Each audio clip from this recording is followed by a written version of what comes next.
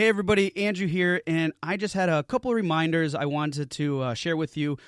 First is if you haven't subscribed to the podcast yet, please do. It means so much to us, and it really helps us out too. And not only that, it ensures that any of the content that we come out with, that you can get it in a very quick and timely fashion.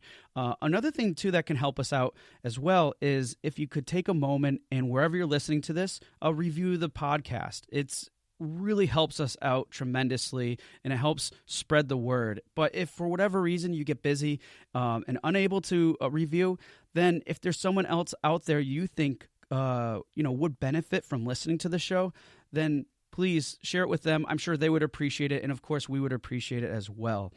And another quick reminder, too, is a couple episodes ago, episode 128, we discussed how to build a strong foundation. And as part of a bonus with that episode, there's this action guide. You can actually get it by going to the show notes page and popping in your email, and then you would get the guide. The reason why I'm mentioning this is because in this episode today, in particular, there's a lot of the topics and discussions that we have that actually relate a lot to the action guide, the types of things that are in the action guide, and our guests highly recommending doing. So it's another reason why we put that guide together, is because we thought there was just a way for you guys to get so much more value out of the show and actually take something that's tangible and, be actionable with it. So again, if you want that action guide, you can just go to rengenmarketing.com/128. And at the bottom of the show notes page, you will go ahead and see an email form. Pop in your email, and I think within about 3 minutes or so, you should get that action guide delivered right to your mailbox. And again, it's a good companion to go with that previous episode, this episode, and most likely future episodes. And it's just going to help you guys in the long run with everything that you're doing. All right, so those are my two reminders. Thanks again for being such great listeners. Really appreciate every one of you, and let's get to the show. Hey everybody, welcome back to another episode of Indie Game Movement, the podcast that talks about the marketing and business of indie games. I'm Andrew Pappas. I'm going to be your host today, and this is episode 130, where we're going to be talking about how indie devs can navigate the publishing landscape. Now, eventually, the game you're making will be released. But before you get there, you need to make some important decisions to help clarify your vision, understand what you need, and areas you should focus on, regardless if you plan to self-publish or partner with the publisher. That's why our guest today is sharing how to navigate the publishing landscape so you can be on top of your game as you get ready to launch. So that's what we're going to be talking about today, right here on Indie Game Movement.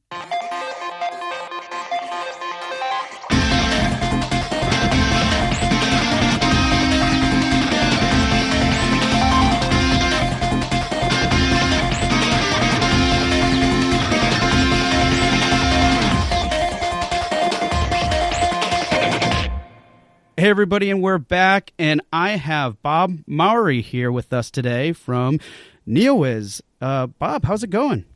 It's going great today. It's Friday. Awesome. Yeah, I do love Fridays myself. I mean, who doesn't love Fridays, right? Exactly.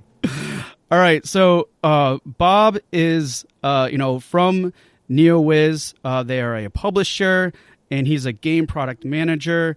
And, I'm just going to hand it over to you, Bob, and just introduce yourself. What exactly do you for NeoWiz? And then outside of that, what do you do in your personal life? Like, what type of activities do you like to do outside of work and that type of stuff, if you don't mind sharing?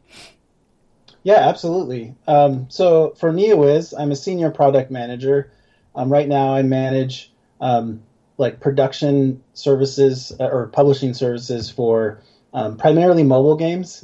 We've recently divided the business up into mobile and console PC, and I've sort of taken ownership over the mobile side of things. But I also do business development. So we do a lot of east to west because NeoWiz is a company based in South Korea. We have offices in Seattle, Washington, where we help bring games east to west. And now we're also doing some business development and looking to do some even west for west investment and publishing opportunities type of work. I go to conferences where I met Andrew doing this business development type work. So that's what I do for NeoWiz. I currently manage like the project called Brave 9. It's a big mobile gacha hero collector, very popular in the anime space and the gacha space. And then very soon, we just announced we're going to be launching Kingdom of Heroes, which is already released in the East, but is coming to the global audience in August. So I'm very excited about that.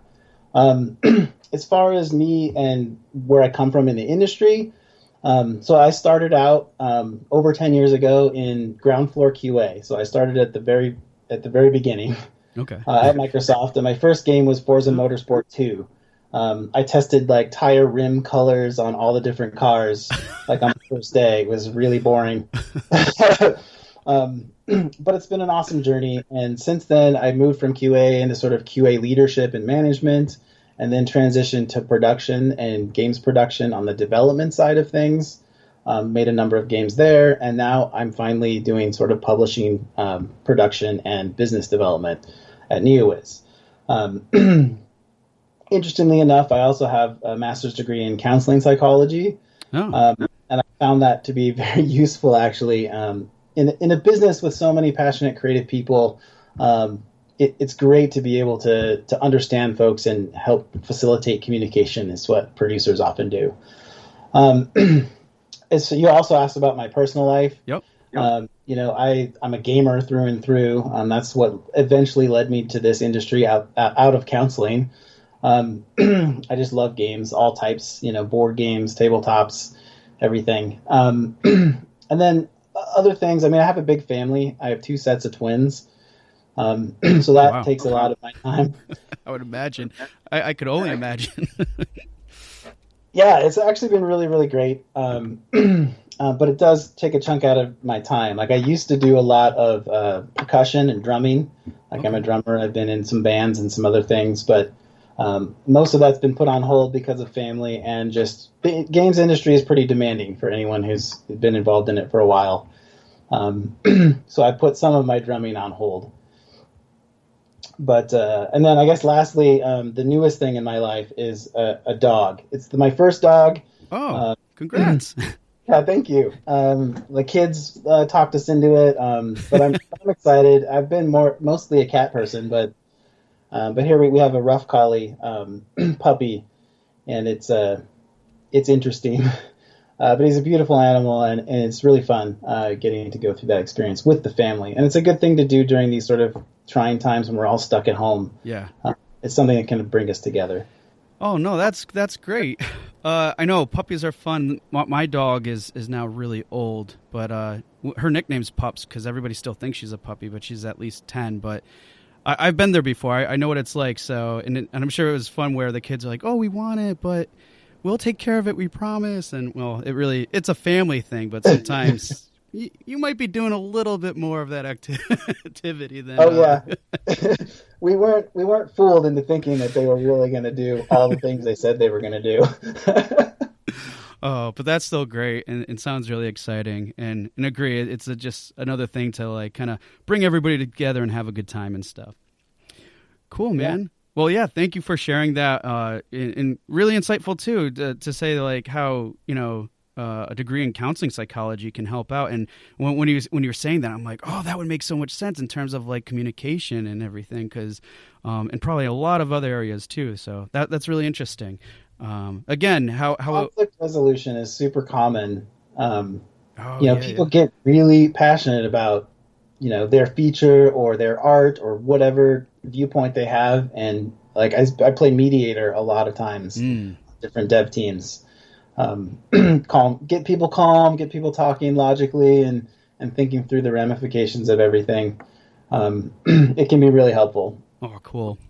Well, before we get talking more about what we're here to talk about, I'm going to have you go through the Q-Box round. And for anybody who's not familiar with the Q-Box round, it's a series of random questions I have prepared for Bob, and he's going to give me a quick answer to them. So, Bob, are you ready? Yes. All right. Let's do it. Zoo or aquarium? A zoo. Okay. What's your favorite movie? Today, I'll say Aliens. It's either Aliens or Shawshank Redemption, depending on the day. I really like both of those for different reasons. Okay. But I think Aliens, I own more like swag related to Aliens. So I think that plays more of a central role in my life. All right, cool. So today is an Aliens Day. Yes. All right, sweet. Star Trek or Star Wars? I'm going to say Star Trek, though Star Wars has been a thing for most of my life. I have a ton of swag for Star Wars. My sister worked for Lucasfilm for years. Oh, cool. But Star Trek, it speaks to me more now in my time of life in terms of like the thought and the intention behind what they're doing there. Like I feel more attracted to science fiction now than the sort of the space opera. And it has nothing to do with like where it's gone from where it was when I was a kid. It's just more, I think, aging and really liking to think about science fiction stuff. No, that's definitely a good reason behind that. Okay, if you could be an animal, what would it be? I'm going to say giant squid. And I know I said zoo before. I think I do prefer the zoo when it comes to visiting, but I think there's something just amazing about a squid. I recently watched the Pirates movies with my kids and the Kraken, and I'm just like, it just would be amazing to have 8 arms and wipe out entire fleets. Yeah, it just seems really cool and unique, and it's a whole new, like, underwater is a whole new world, right, that we don't get to experience, so that would be cool to experience that. Ah, nice. Early bird or night owl? I'm a night owl. I do okay in the mornings, but definitely probably do a lot of stuff at night. Especially, I mean, if you've got kids, right? Yep. That's when I get to play my games that I don't get to play during the day. So definitely like that. I wish I had more energy to play games at night, but I don't. But because that is the time for me too. Speaking of which, though, what games are you playing right now? So I'm playing a number of them, depending on whether it's kids or not. For console, I'm playing Zelda Breath of the Wild. Nice. Pretty much the second playthrough now, I think. It's just one of the best games in the last decade. And the kids love it, and we play it together.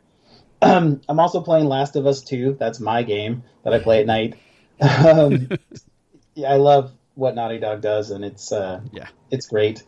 And then on mobile, I'm playing my own game because you tend to play the games you work on. So I'm playing Brave 9, and then I'm really tinkering around in the Apple Arcade.